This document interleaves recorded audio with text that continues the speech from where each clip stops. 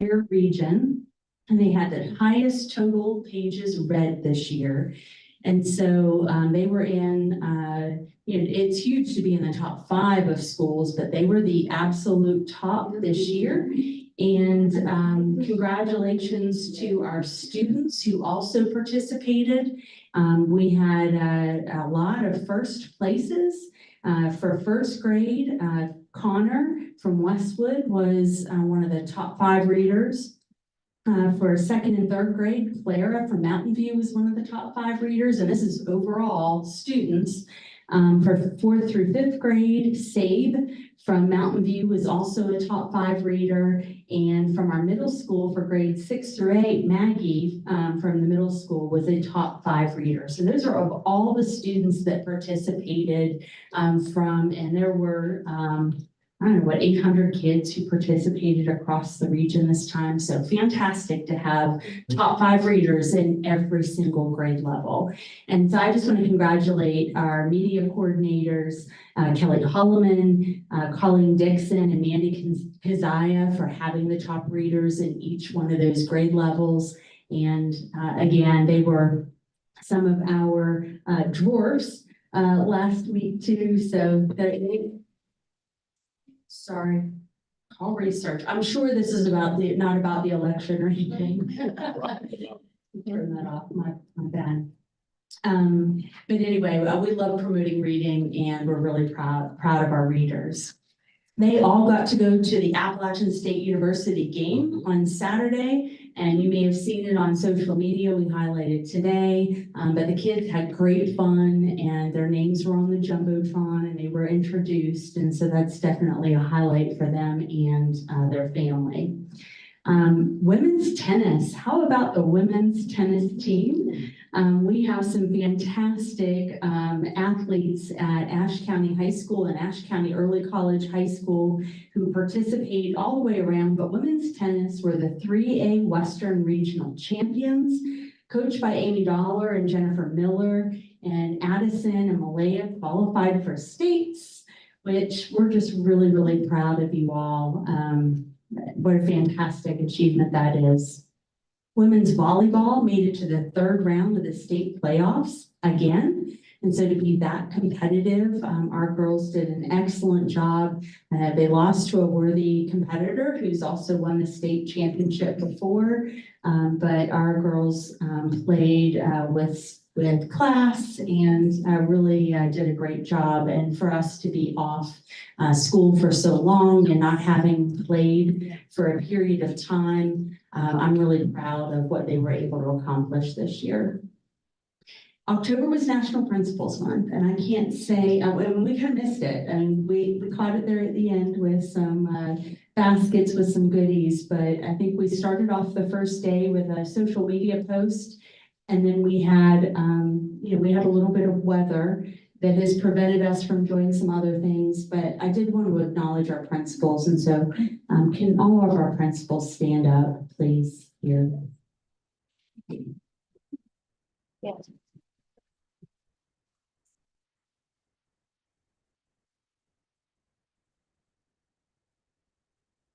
I can't say enough about them. The last month has been really trying. They've worked every day, literally every day, Saturdays, Sundays, nights, early mornings, really trying to make things work for our community. They've gone above and beyond. Everything from coming up with birthday celebrations for kids, for our little ones who didn't get to celebrate at school like they normally would have with cupcakes and other things, or may have been in our houses. Lindsay and the tennis team and her school team really pulled together for that. We had Dustin, who not only was going out into the depths of Ashe County, but finding people's cats and bringing them back to school so that they could, so that they knew that they had, something remaining from the storm. To our elementary school principals who on a Sunday, when the storm happened, I said, gosh, we need to have our gyms open. That's what we have. And they had them open the next morning in no time, so that we could distribute goods to people, to our middle school principal, who was just all in to make sure that people got what they needed. And many of them had, things that were happening in their own families. So thank you. I can't say enough about you, and that's just who you are. And that servant leadership of going above and beyond is every day. So not just when we do normal school, but in life in general. So it's a pleasure to work with each of you. After school shout out. Golly, talk about pivoting. Our after school ladies are phenomenal. And on that very same Sunday after the storm, Molly came to a meeting saying, hey, we can pivot. We can get some after school together during the day for families. And that's exactly what we did. And so thank you, Jamie, thank you, Molly, and the entire team, everybody who showed up every day. And we had people who worked every single day, not just our administrators, but some of our people who work after school to make sure families were taken care of. And so I just wanted to give them a shout out, because while there were some people that had the opportunity to volunteer, they were actually working every day. And so we appreciate them, because I've helped our families get back to work. And then I do want to say about that birthday express, I think you've given away over 61 gifts as of the last day. So that's pre-K to second grade, third grade, pre-K to third graders who had a birthday while we were out of school. They had come up with gifts for each one of those children and delivered them to school. And some of the shout outs were just endearing. The kids were ecstatic, and I think some of our families were emotional about having that kind of support. So thank you to everyone, Lindsay for leading it, but for the entire team who made that happen. We have lots of upcoming dates and announcements. A big one is Veterans Day that's coming up this Wednesday, is going to be our Veterans Day celebration. And because we've been out of school, our schools wanted to do something together. So our high school is hosting the event, but first they're doing a drive-through at Westwood Elementary School, and the students have a surprise for any of the veterans who drive through at about 12:45 is what time that will start. And then they can drive on to the high school, and we will have snacks for the veterans, as well as a pre-program entertainment with songs by Blue Ridge Elementary and Mountain View Elementary schools. And then our middle school and high school will do the rest of the program, but we have students who are involved in all of that. So our veterans are all welcome to come through the drive-through, as well as come into Ashe County High School for that particular program. So we're really excited to be able to honor our veterans. Veterans Day is next Monday, so that is a holiday, so we will not be in school on that day. But we want to honor all of our veterans, and we wanted to keep that tradition. And then other upcoming dates and announcements. Tomorrow night is a home football game for Watauga, and is it 7 o'clock? 7 o'clock. So everybody come out and enjoy our neighborly rival in Watauga. We're excited to see everyone at the football game tomorrow night. And there's all kinds of sporting events that are going on. Friday, there's also a home varsity football game versus Alexander Central.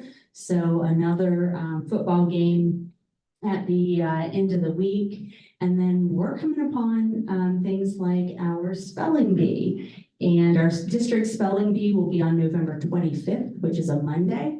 And something historic about this, the very first spelling bee was held at the Ash Historical Society. And this spelling bee will also be at the Ash Historical Society. So we thought that would be a nice way to celebrate them, and they're having a grand reopening.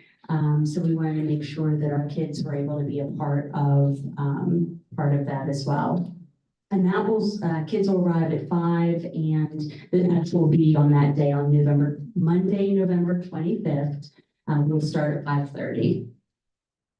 And then, of course, we're into Thanksgiving. I can't believe we're talking about Thanksgiving and other holidays right now, but we have Wednesday, Thursday, Friday of Thanksgiving week, the 27th through the 29th, that we will be off. And then we'll be back here on December 2nd for another board meeting. This is also, November is National Career Development Month. And so all of our CTE programs will be celebrated in some way during National Career Development Month. And typically the Career Development Association observes this with different activities throughout the state.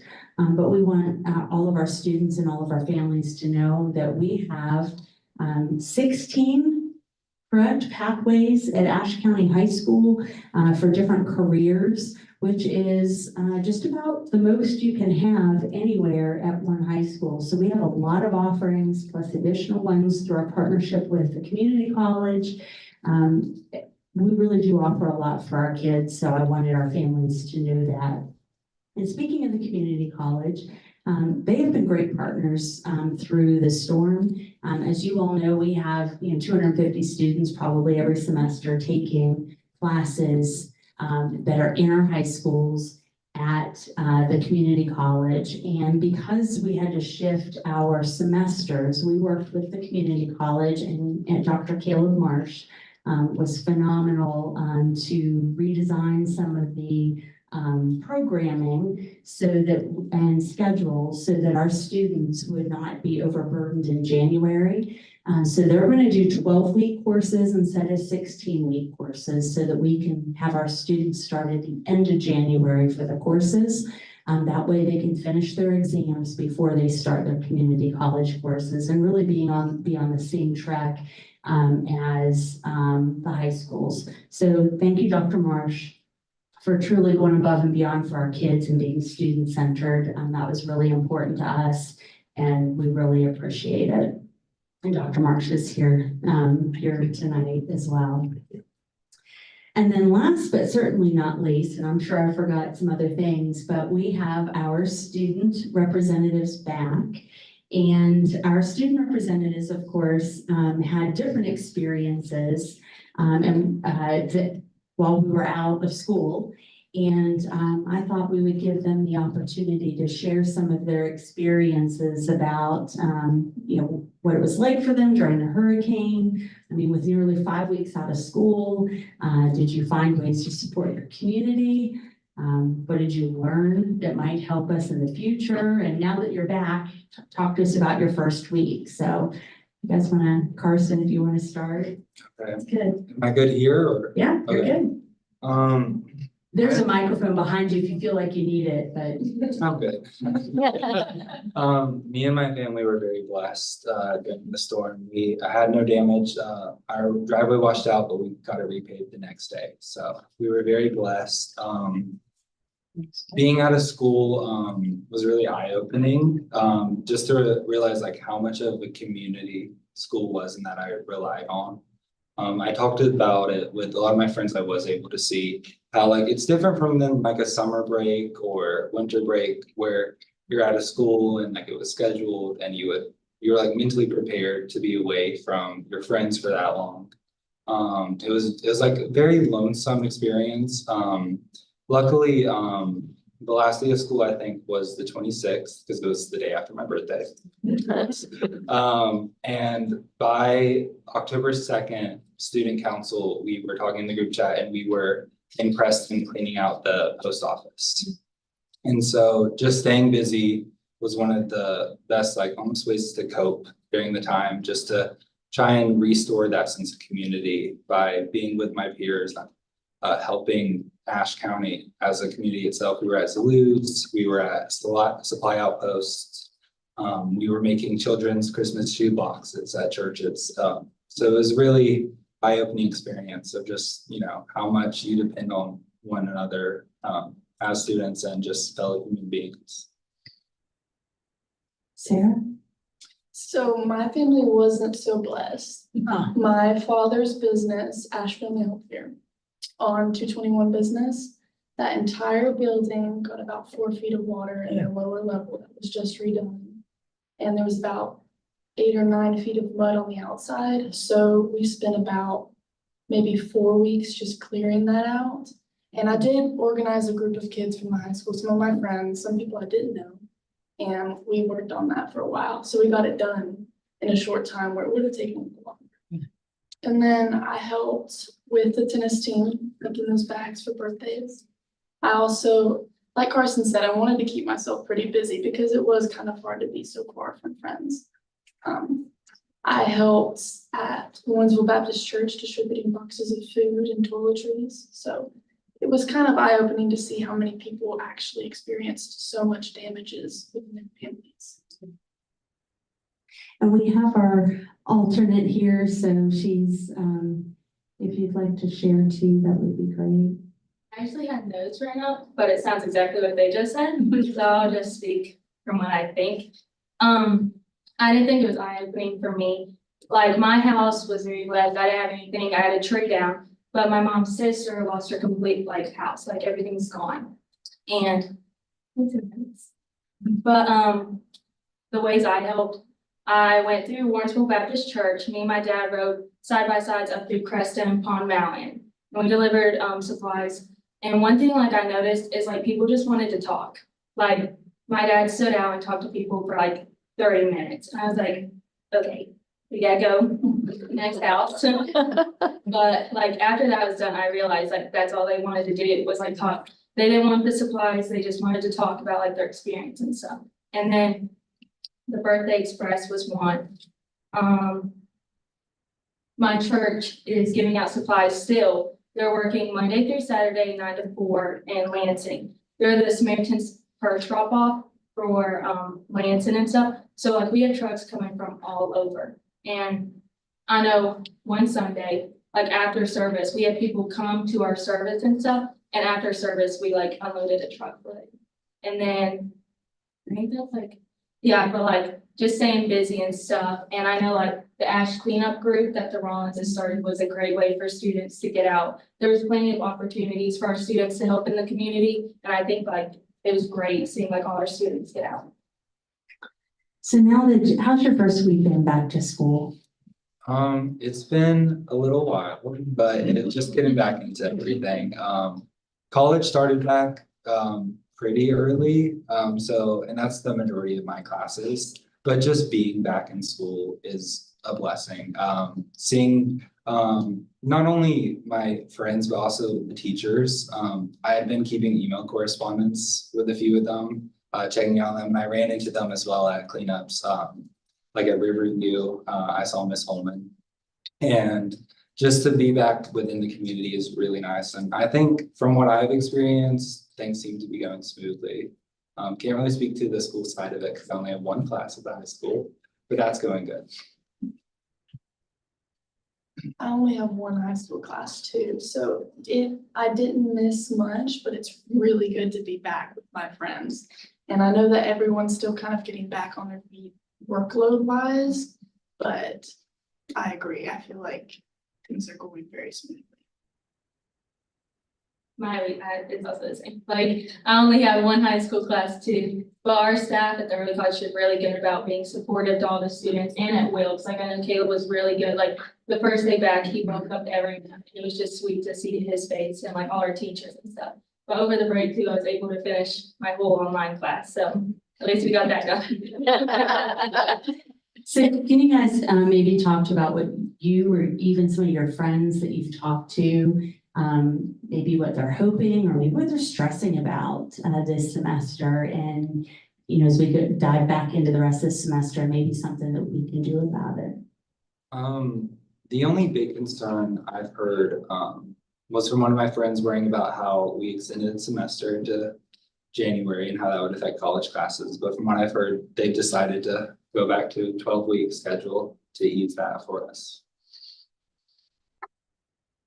I completely agree with Carson. That's what I was worried about personally, and I know a couple friends were worried about, so I think that will make things be a lot easier on the students' minds. Yeah, all my friends are good. I think we're good too. Like, I knew Nancy and Caleb had it all figured out. And all my teachers were really good about easing us back into it. Like, no one gave us a hard workload. Even at the college, they're still going really easy on us. Even though we've been up and running for about a month now, especially with online classes, the workload's been really easy and they've just been very, compassionate with us. Don't expect that for too long.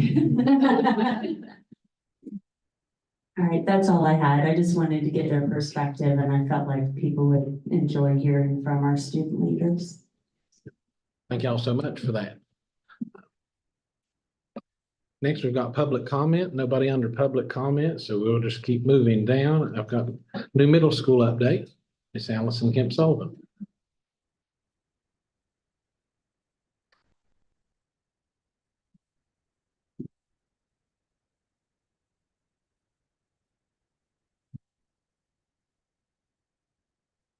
Good evening, everyone. I apologize for not being here last time, but I've been busy like these folks right here. GMP number one, of course, is the work going on right now on site, and that contract continues.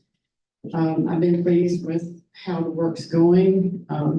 I've been also pleased how many trees aren't down. I know a lot went down, but from the road, I think it looks pretty good. I don't know if anybody's really looked that direction, but tree clearing is complete. The installation of erosion control measures is ongoing. We've also sent in responses to the North Carolina Department of Insurance, which is the authority having jurisdiction. That's like getting our building permit. So all of that information has gone back into the state. Bids will be received this week on Thursday in this room. Receive bids up until 2 o'clock. It's a little different than what a typical bid opening is because we'll be opening 33 different packages for GMP2 and GMP3. So it's going to take some time. So we won't have our final numbers until Illinois takes all that information back. And that's if we get three bids for all packages. So if we do not, we will open the rest of the packages in 1 week after the 7th. So that'll be on the 14th. So after all the packages are open, they will take all the information back to put together the final GMP numbers, which we're supposed to get at the end of November. So it's going to be exciting to hear where we're at with everything.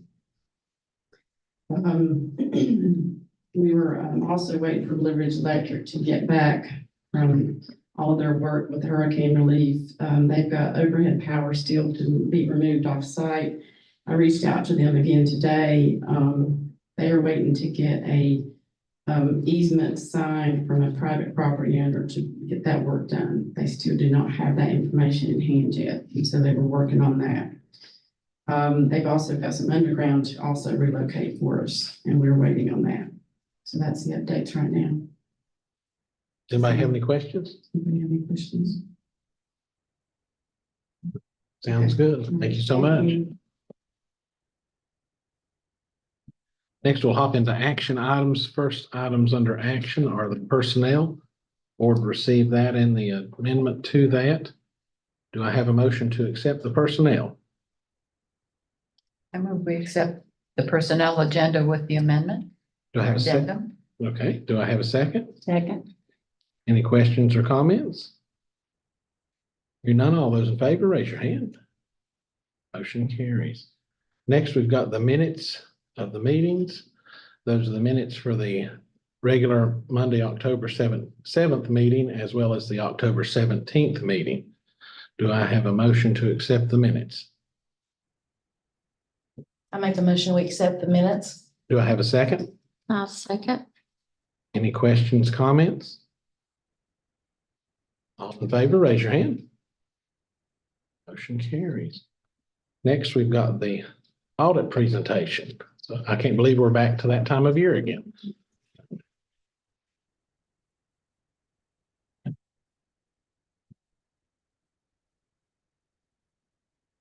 I can't remember if we had you in person last year or Yes, if you were, okay. yes. Chairman, board members, Dr. Fox, it's a pleasure to be with you this evening to do the FY 2024 audit presentation. This goes back to June 30th was the year end for this audit. To recap,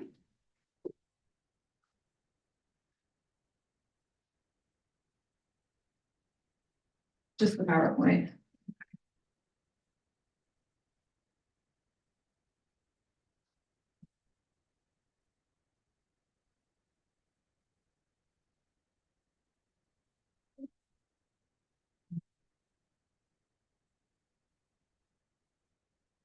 So you all have your audit books in front of you. I'm going to do a recap of it.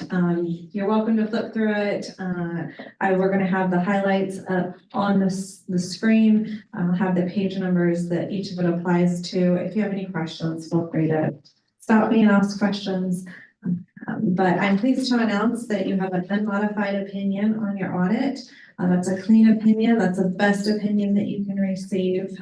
So congratulations on that. That's a lot of hard work from the finance department, but really every department throughout the district. We work with several different departments, several different directors, with lots of paperwork, lots of things that need done with each department. So congratulations to the district as a whole, as well as specifically finance for being able to attain that.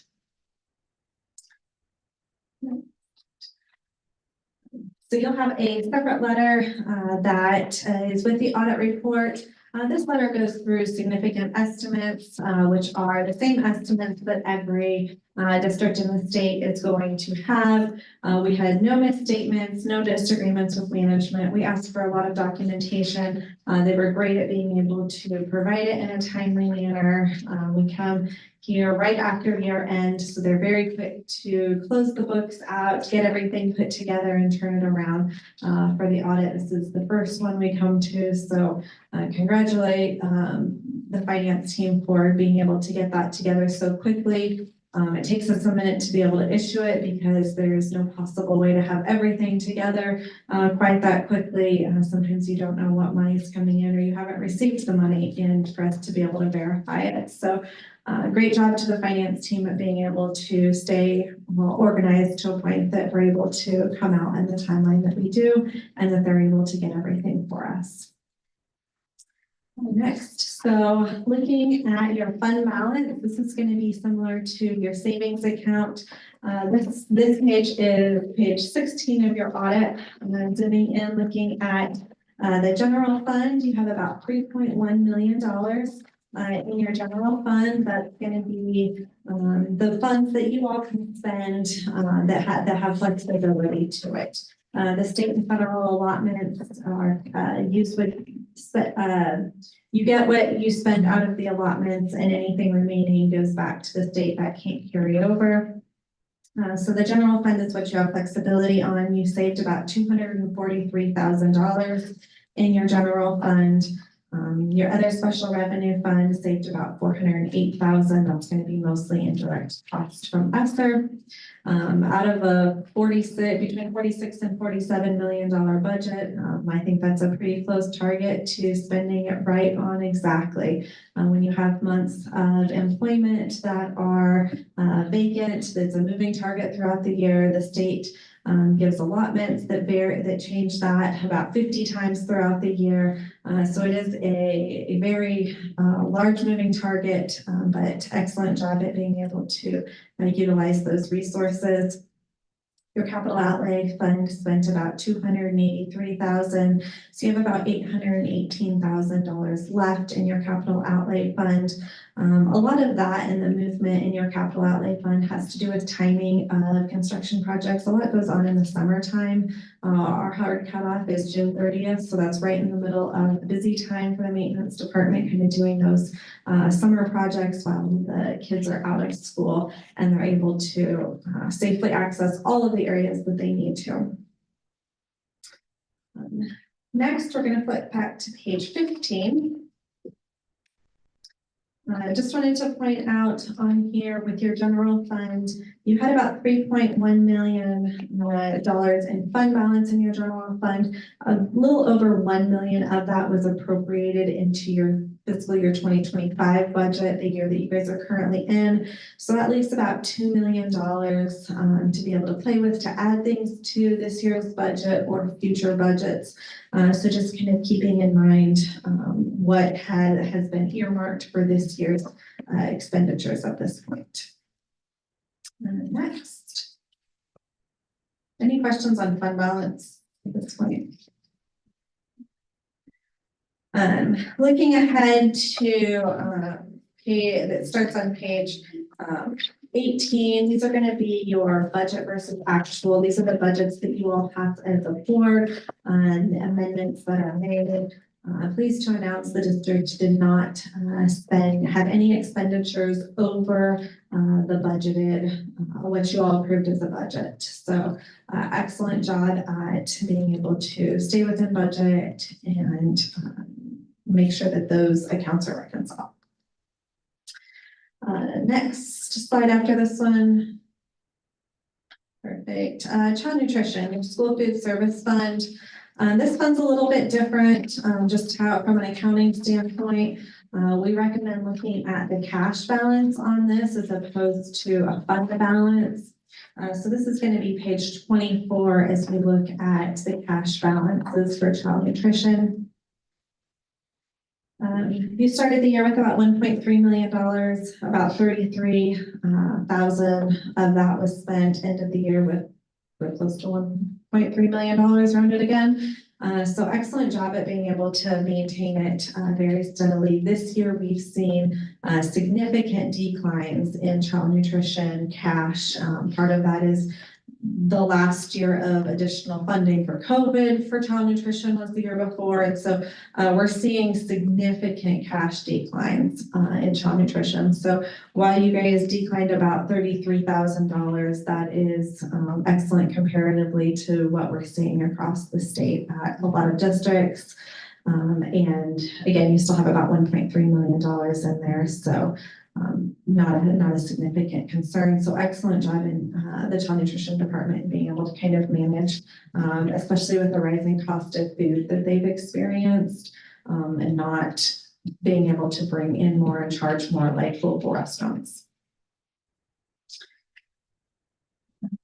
As long as nothing breaks. Exactly. It's very fragile. So findings and question cost, again, great news to report here. We have no financial statement findings in all of the internal controls we reviewed. We reviewed how all of the federal and state funds were spent. In particular, you all spent about almost $9.8 million in federal funds, and about $27 million in state funds. So that's a lot of money. We did not identify any areas where funds were misspent or there were problems with funds spent. Next. So outside of the audit, some supplementary information to kind of put some of this in perspective. This first is a chart of your revenue over time. As you can see, it's increased significantly. Really a lot of this started in 2021 related to COVID. The federal funds and state funds related to COVID are what have primarily driven the increase. There have been local increases as well, but the biggest have been state and federal as those salaries have gone up and then getting the ESSER funds. And so as you come to the end of those ESSER funds, go to the next slide. This is going to be your local fund balance over time. The blue is going to be your general fund balance.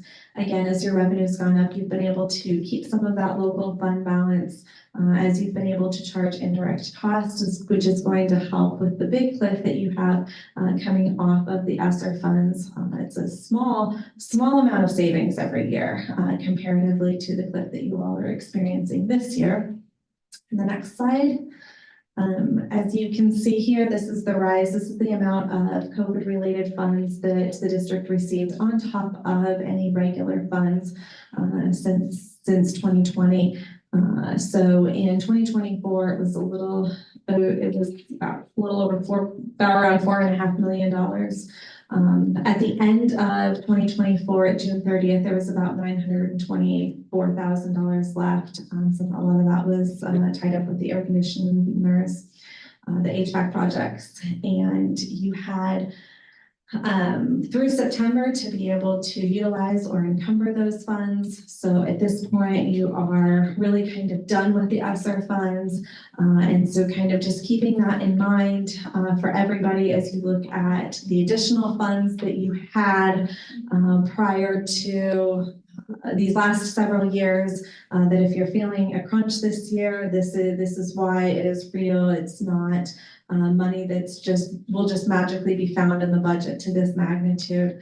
There are a lot of things that the district needed through COVID and was able to get, and now there's having to be some tough decisions and cuts that you all have probably had to be involved in being able to kind of right size beyond COVID, even though many of the services are needed by the district.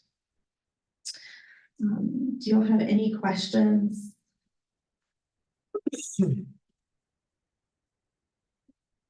Bless you. I just have a small request. When I tried to read your manual online, my eyes went crossed. So could we have this information a little earlier and before your talk next time, so I could at least look through most of it? I know, not that I'm going to understand any of it, but you know, it might be good to be able to look at it. Hard copy, I'm old school, my eyes crossed, you know.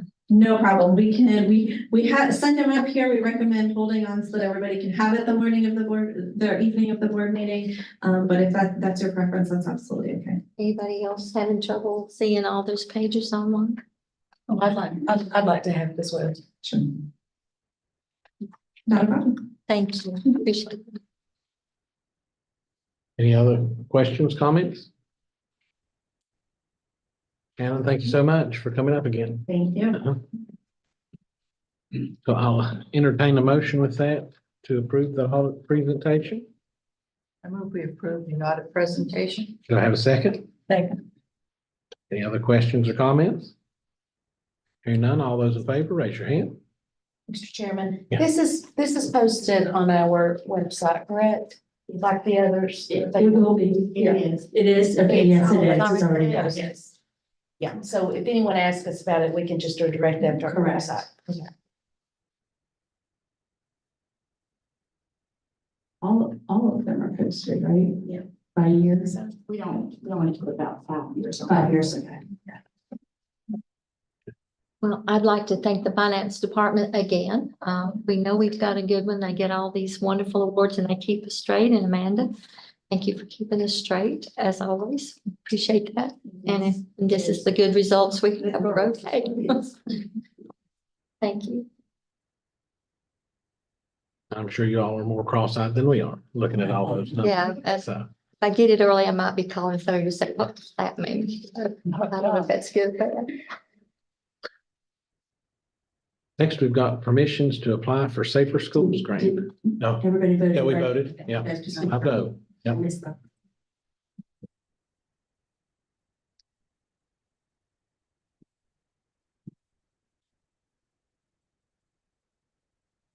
Good evening. I actually think we asked permission earlier to apply for the SRE portion of this grant, which was opened earlier. And so the other portion has opened now. So we are requesting permission to apply for the Safer Schools grant, which includes safety equipment for schools, training, and students in crisis services, 3 different portions. So we are requesting permission to apply for those funds. So this is the remaining of the Yes. grant. Okay. Well, do I hear a motion to approve the permission to apply for the remaining of the Safer Schools grant? I'll make the motion that we apply for the remaining grants. Can I second? All right. Thank you, ladies, for all the grants you get. It's Jamie, how much money are we talking for this part of the grant? They have restricted it a little more this year, so you're only allowed to ask for certain amounts for those three portions. And so thus far in writing it, and calculating it, we're under 400,000 total. But we hope to get what we're asking for. Any other questions? Hearing none, all those in favor, raise your hand. All right, thank you so much. Next, we've got a MOU for Western Carolina University. I don't know who, Dr. Mogan? Yep. Yes, Yeah. we do have one person here in Ashe County who goes to school there. And they're doing some internships and eventually we'll be doing student teaching through them. Well, do I have a motion to approve the MOU with Western Carolina University? I make a motion, we approve the MOU with Western. Do I have a second? Second. Any questions, comments? This one read a little different than some other MOUs that we Yeah. had. Fred doesn't, he always reviews these for. And that's his language. Will there be a clean copy? That's the same thing. Yeah. You know, it's an interesting question because when I asked the people at the school, and they said, just go ahead and get it approved, and then we'll take it from there, so. Okay. This one's not as bad as the other one. Any other comments, questions? Hearing none, all those in favor, raise your hand. Motion carries. Next, we've got the Gear Up Grant agreement. I've got 4 people. I didn't know who was hopping up on here. That's okay. I think I drew the long straw. But we're here asking for permission to continue our partnership with Appalachian State and the Gear Up program. This is a 7-year program. It's hard to believe we're on year 5 of that. But I know there's a whole lot in that packet, but essentially it's working for programs to pay for personnel and to pay for students to continue to gain the early access to the colleges. And the cohort this year, I believe, is grades 8 to 11. So each year it's kind of a moving cohort that goes along with the students. But we're just asking permission to continue that partnership. And Well, do I have a motion to approve the Gear Up Grant? I'll make a motion that we approve the grant. Do I have a second? I'll second. Any questions, comments from Mr. Pennington? Have you heard anything what happens when our cohort graduates? Is there any plan for a new grant to start or a new cohort? go ahead. So we actually have a new grant that they've applied for through Appalachian State University. The original one was denied, the federal grant. However, on Friday, I had a 1-hour opportunity to join in support of a continuous for them to actually relook at the grant. And they had a federal, so this is the one that we had joined in before and were denied. And so they are, they've applied as of today, applied for a second opportunity for the federal government. And this is based, the reapplication request was based on the destruction that had happened during Hurricane Helene, which has significantly increased the need in this area. And we feel like that it met all the criteria of the grant and then some that would make us worthy of receiving that additional funds. That fair? Perfect. And how much would those additional funds amount to?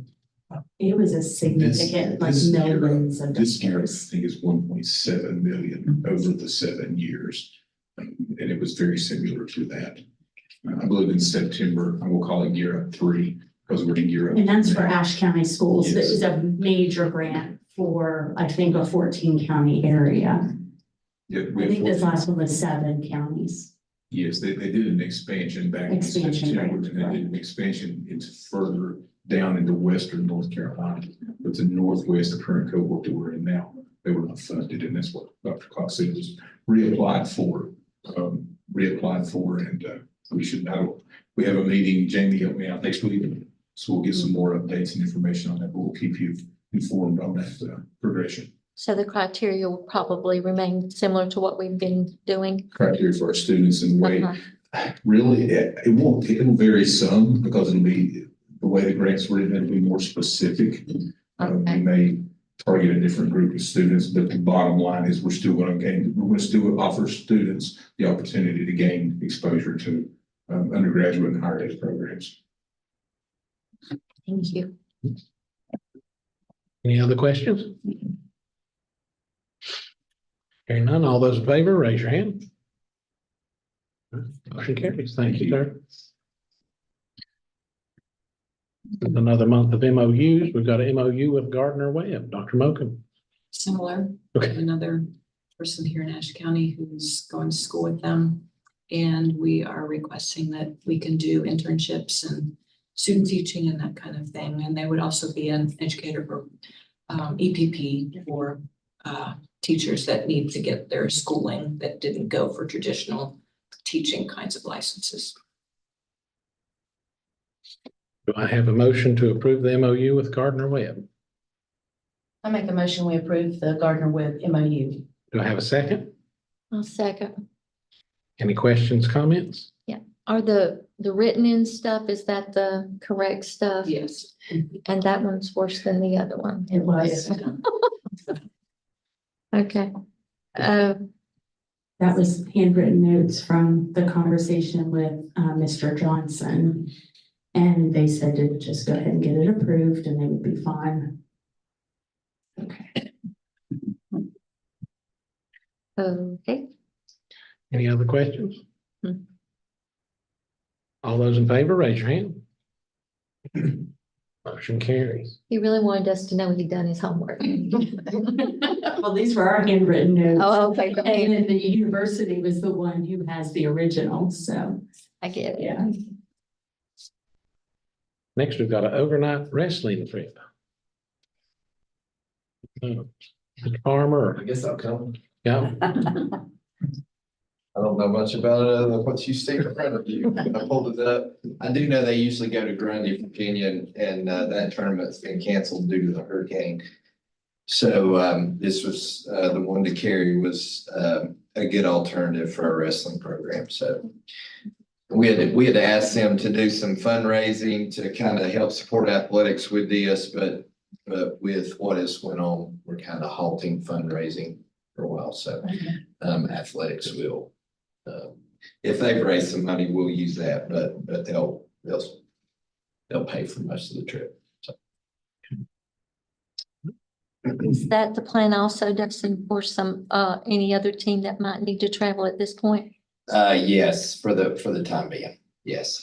Yeah, we had kind of halted that and asked folks to start helping athletics because of the field and stuff, but where we are as a county, we really can't ask folks to do those kind of things. So we'll take care of it. So the impact of the athletic budget, That's what I'm wondering. Right, I mean, yeah, we're okay right now, but we're still having good attendance at our athletic events. So right now we're okay. I hope you'll let us know if Yeah, absolutely. I looked at it last month and I was pleasantly surprised. I really thought it was going to be bad, but Well, we halted all events during that time too, Right. so we weren't out anything during that time. So okay. we didn't gain anything, but we didn't lose anything. I really like the idea of y'all helping out families at this point because some of them may not be able to participate if we didn't. So I appreciate that. Well, do I have a motion to approve this overnight trip? I so move. Do I have a second? Second. Any other questions or comments? Hearing none, all those in favor, raise your hand. Thank you so much. Thank you. Next, we've got the addition to the agenda on here talking about streaming of open meetings there. I don't know, did you all have any luck finding anything? I've not had a So lot of time to I look. knew that open meetings is coming up in the 2000s.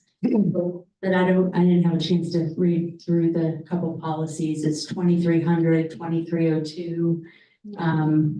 As far as the details of what's in there. I'm looking at the recommended policy on the North Carolina School Boards Association site. But I haven't had a chance to really dive into. Nothing has been updated on here since before COVID.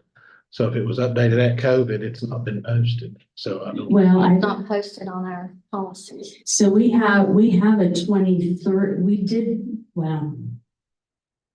we had a little when our Google Doc went down, back over the summer, it may have been caught up in those, policies that, are no longer online. But I don't know because I don't know exactly which ones were there, but let me look at I would have been more prepared for this, but I didn't know we were going to talk about that one. When are we gonna be receiving the 2000s to go over and talk about policy adapt changes? So you will receive them this month. I talked with Sam Thorpe today specifically about those policies. And on the December board meeting, the policies that you looked at recently will go up for approval. And then at that point in time for discussion will be the 2000s. And so it'll have the similar information. It'll have the policies, it'll have the chart that has everything. We can talk about individual policies. And then the following month would be the approval. So we took this one kind of slow to make sure that everybody had the cadence for it, I guess you could say, and got a feel for what it was going to be like. And so on when these are considered for approval, the others will come up for discussion. So you can decide how many you want up for discussion. He'll have all the 2000s done at once, and then we can do all of them if you'd like. We can do part of them, but he's going to give them to you all at once so that you know the significance of the changes, and then you can decide on how you want to do that, whether you want to do a work session to figure that out, or if you want to, split it up in half. It's really up to you all on how you want to attack it, so to speak. Well, not having any forewarning on the streaming, I would rather wait since we're right at the time when we're going to look at these policies, discuss it after we get the policies and I can see what's there and what need to be changed. I'd like to see if we could make maybe a compromise where any additional meetings that we have until we have a chance to review those 2000s be streamed. Aren't they currently? So the regular meetings are streamed, and the ones in the annex are possible because we have the technology here.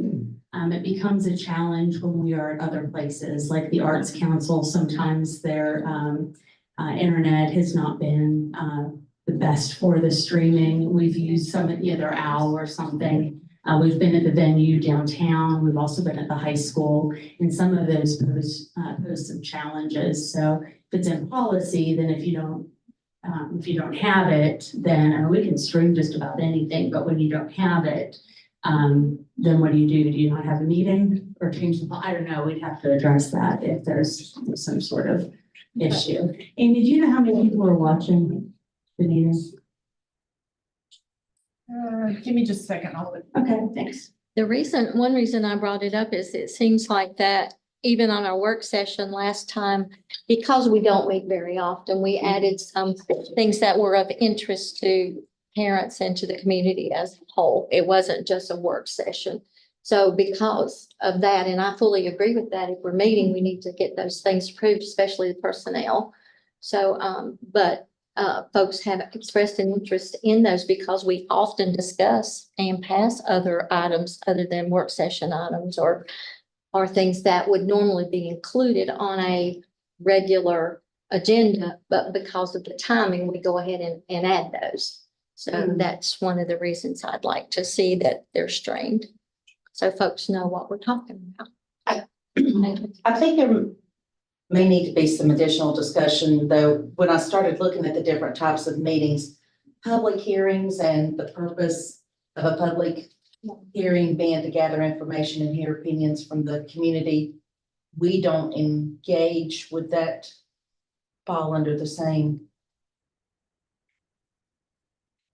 I mean, So the public hearing, so we had a public hearing, a couple of years ago for some technology. Do you remember what that was? We were last December, maybe we were required.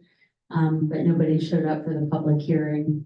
You had to give particular notice and it was for, I think it was for parent, I think it was one of the parent involvement policies or something like that.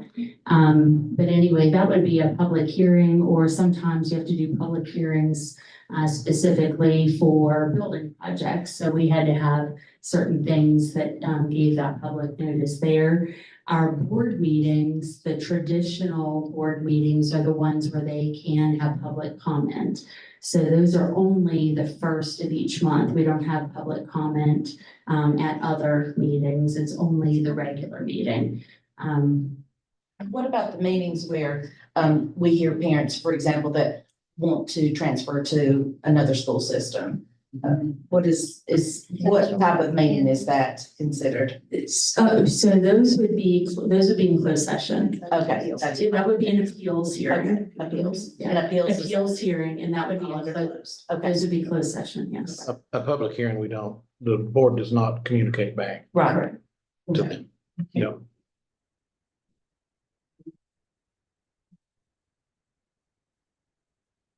I mean, this is my opinion, we don't have a policy to go. How 5 people are watching? I don't, Five.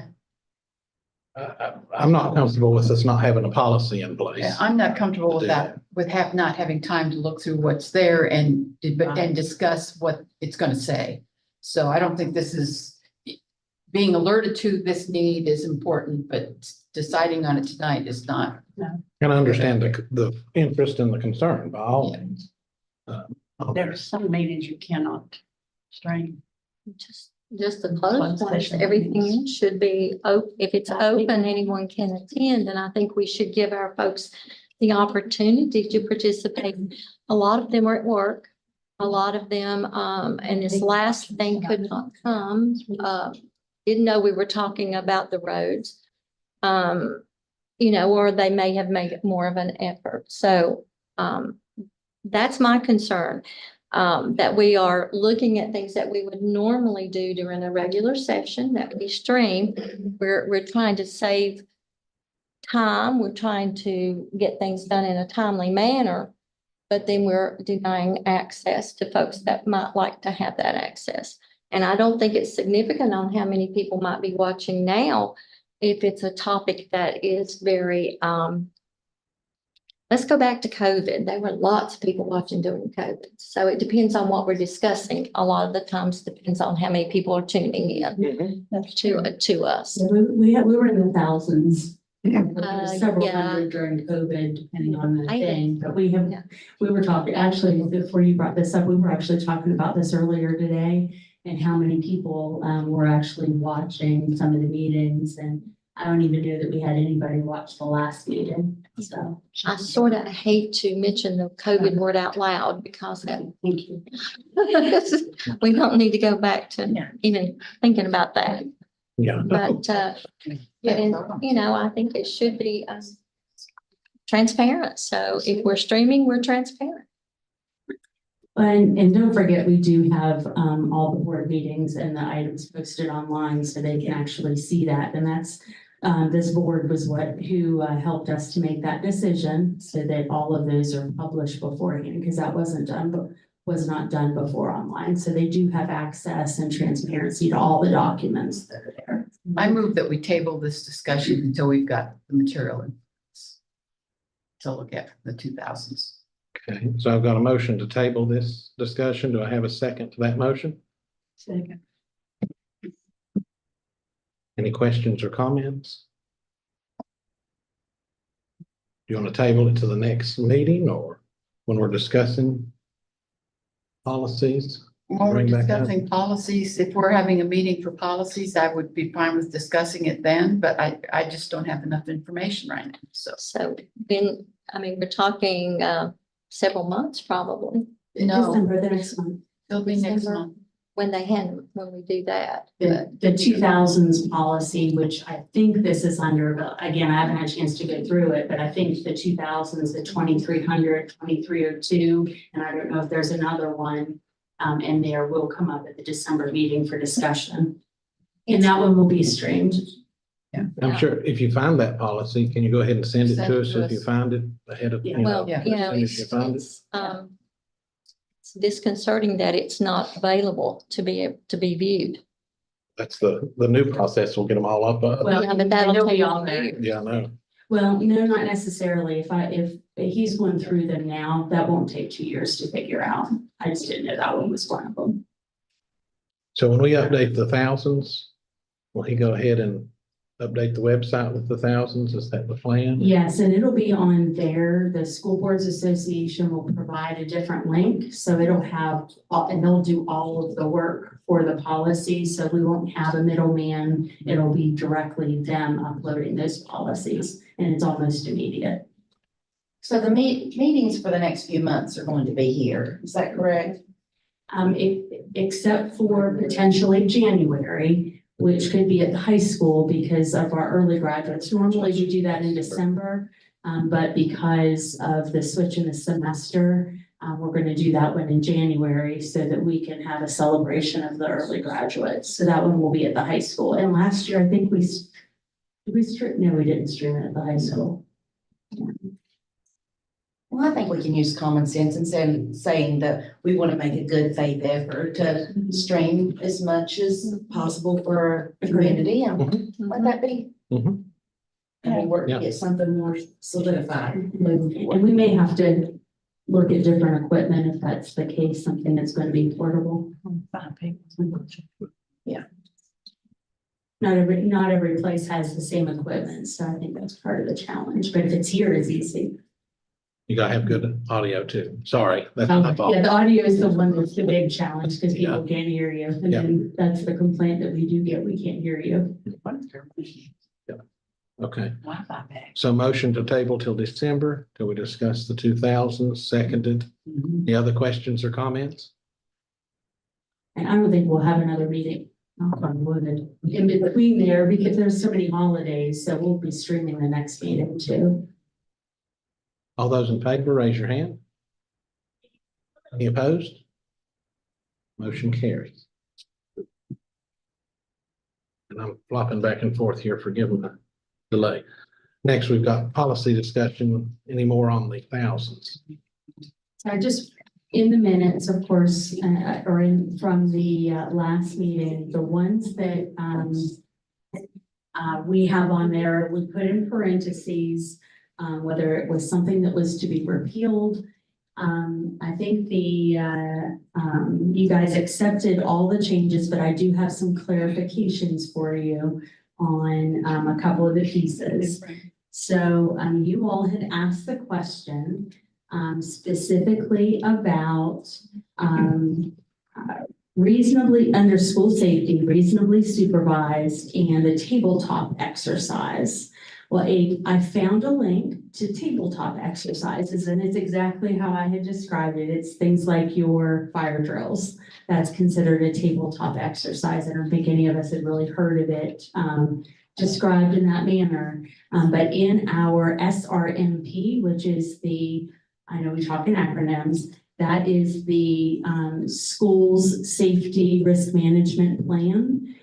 That's where those things are described on how we behave, so to speak. So we do a certain number of fire drills and required drills. We do lockdown drills. All of those are a part of those tabletop exercises. So that was part of it. The second part in there, you all had a question about special needs versus disabilities. And that's really however you all want to define the children of Ashe County. So a lot of different boards they say special needs, they say children with disabilities, children with exceptionalities. And so the explanation that we received is it really depends on how you want to, what terminology you would like to use in the policy. Terry, what would you suggest that we use in the policy? PPI uses exceptional children. As a Because yeah. during my many years since I started, it has changed several times. So, so exceptional children would be a good term to use for So it could be children with exceptionalities. both ends, the AIG as well. Yep. Yeah. That's crazy. I like that suggestion. Makes Thank you. it consistent. So could we change that to exceptional children? Yeah, just make it plain and simple, exceptional children. It gives you some problems. So I received the comment that it was smart to put business days versus just days. And so we'll go ahead, that's under 1710. And then under the, I guess it was 1610 for the staff development under the procedures, I will share with you today our new form that our administrators will actually be talking about tomorrow.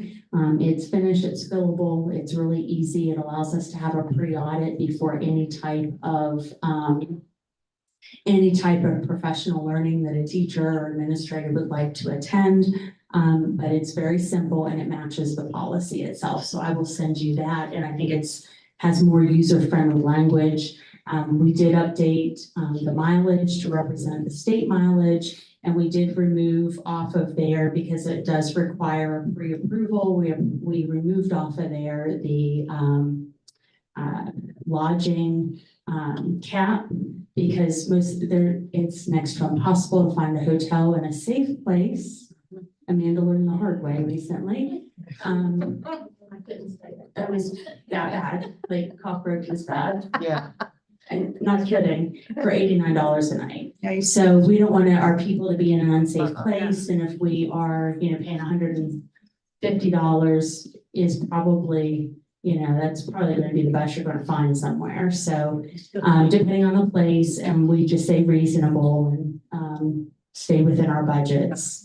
But it always requires that pre-approval process. So nothing will go over budget when it comes to that. So we've removed that off there, but I'll share that with you tonight so you can see. And thank you, Lakin and Earl, for making the technology piece of that happen for us. And then the other things will be cleaned up. You had some correct numbering. And the only other thing that I remember you asking about was the word reasonably. And I was told it was kept particularly, it was kept vague for a reason. Because there are some you can define it if you want, but then if you, when you start defining reasonably, there may be exceptions that you hadn't thought about. And so that reasonably allows for professional judgment among our teachers and others when it comes to supervising kids or what the actual scenario is. Can you tell me what policy you're referencing? So there reasonably was in the safety, was it reasonable lounges? 15. Reasonably 1510, reasonably supervised. That's in 1510. That was a question on what does that really mean, and there are so many different circumstances. They said that you could go really tight, but it's hard to go back after that. So You lock yourself in. And again, it's a board policy, so it's up to the board if we really want to put some parameters around it, but reasonably was intentionally left vague. So I would expect all of our administrators to be talking to teachers about what's reasonable for their school and their situations. Well, and I think, I'll give you an example. I'm going to pick on Mr. Grubb here. He tried something new with his recess this year, and the reasonable supervision, he actually assigned teachers where they were going to be supervising during that recess time. And so they were intentionally spread out. That looks different. He might not assign it to other places because they might be with a group of kids as they're moving, they're on the playground. You might need 15 teachers in a gym if they're playing dodgeball. You might not need 15 teachers if they're sitting and reading a book. So, that's where some of the So I would, flexibility would go. I would assume that would be up to the administrator. Okay. And so what this will look like, we'll get all of this cleaned up for you unless there was something else you wanted to add to that. And it will be in the form of the policy itself on the meeting agenda next time. The other things, and of course, I know that there were some that you decided that you wanted to wait on based on the recommendation last time. And then there are 4 policies. One of them we started to talk about. These are the Title IX policies. One that can be repealed, 2 of them that can be repealed, one that would be new and one that changes. And depending on, it changed with the last election.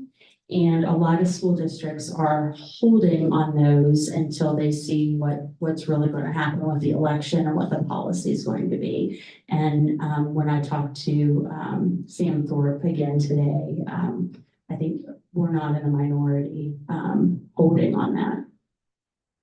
If you want to hold on all 4 of those Title IX policies.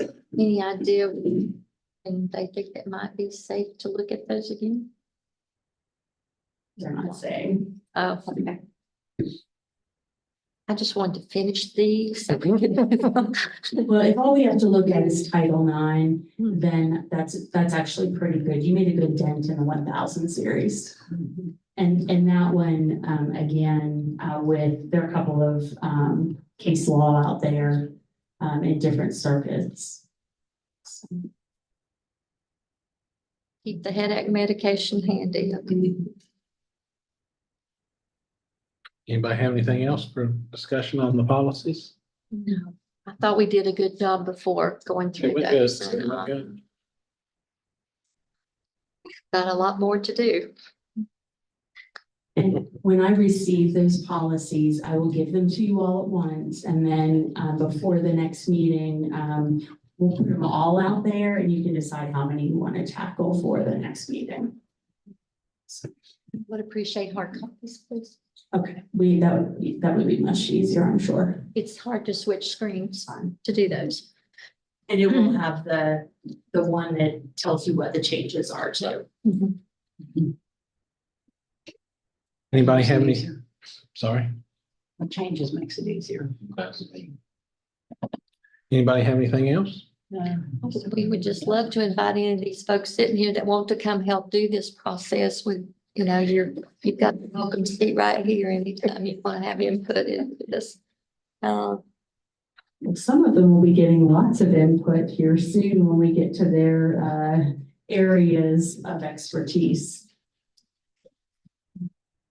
I don't think I've had a chance to thank this group for all that they did during the recent flood, the hurricane. I saw many of you in action. I saw you loading cars and supervising gyms and handing out stuff. And just like Dr. Cox said earlier, and it did not go unnoticed. And we do appreciate everyone who's sitting here. It makes you feel good about working with people who care about people instead of about other things. And if we keep that with all of us in mind, that we care about our people, then we'll be okay. No matter what kind of disasters that might happen, it'll be all right. Eventually, we'll be okay. So we got to keep people at the top. And I appreciate y'all doing that, because I think you do. Anybody have anything else? I'll entertain a motion to adjourn.